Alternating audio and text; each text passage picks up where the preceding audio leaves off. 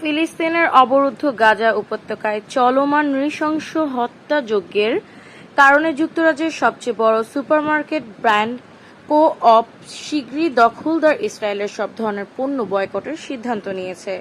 যদি এই সিদ্ধান্ত বাস্তবায়ন হয় তাহলে এটি হবে যুক্তরাজ্যের প্রথম কোনো খুচরা বিক্রেতা প্রতিষ্ঠান যারা ইসরায়েলের সব পণ্য বয়কট করছে। খবর মিডল ইস্ট মনিটরের।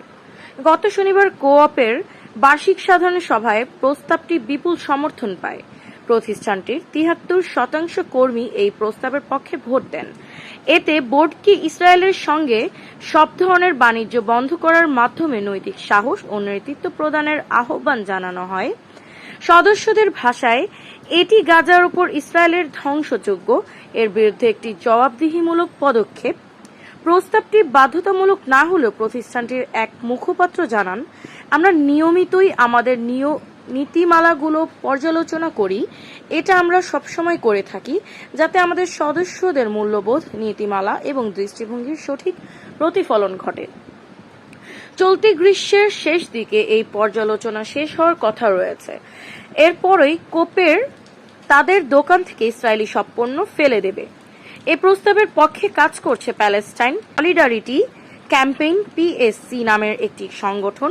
ভোটের ফলাফলকে তারা ফিলিস্তিনের প্রতি ব্যাপক জনসমর্থনের প্রতিফলন হিসেবে স্বাগত জানিয়েছে।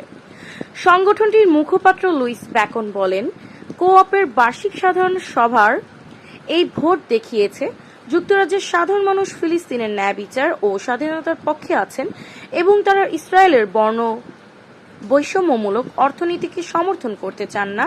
কো-অপের এখন তাদের সদস্যদের কথা শুনতে হবে এবং সব ইসরায়েলি পণ্য তুলে নিতে হবে। কো-অপ তাদের নৈতিক অবস্থানের জন্য যুক্তরাজ্যে অন্যান্য সুপারমার্কেট থেকে সবসময় আলাদা। এছাড়া যুক্তরাজ্যে এটাই ছিল প্রথম খুচরা পণ্য বিক্রেতা প্রতিষ্ঠান যার ২০০৭ সালে ফিলিস্তিনি ভূখণ্ডে ইসরায়েলের অবৈধ বসতি স্থাপনের নীতির প্রতিবাদ জানিয়ে দেশটির পণ্য বয়কট করেছে। নতুন এই প্রস্তাবের পক্ষে থাকা সদস্যরা স্মরণ করিয়ে দিয়েছেন, ২০২২ সালে ইউক্রেনে হামলার পর কো-অপ রুশ পণ্য বিক্রিও বন্ধ করেছিল। তাই ইসরায়েল ইস্যুতে একই নৈতিকতা ও মূল্যবোধ অনুসরণের দাবি জানিয়েছেন তারা।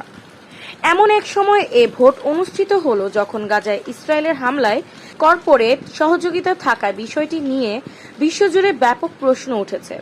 ২০২৩ সালের অক্টোবর থেকে এখন পর্যন্ত ইসরায়েলি বর্বরতায় ৫৩,০০০-এর বেশি ফিলিস্তিনি নিহত হয়েছেন, যাদের বেশিরভাগই নারী ও শিশু। কো-অপ সদস্যরা যুক্ত দিয়েছেন, এমন পরিস্থিতিতে ইসরায়েলের সঙ্গে বাণিজ্য চালিয়ে যাওয়ার প্রতিষ্ঠানটির মানবাধিকার ও সামাজিক ন্যায়ের প্রতিশ্রুতির সঙ্গে সরাসরি সাংঘর্ষিক।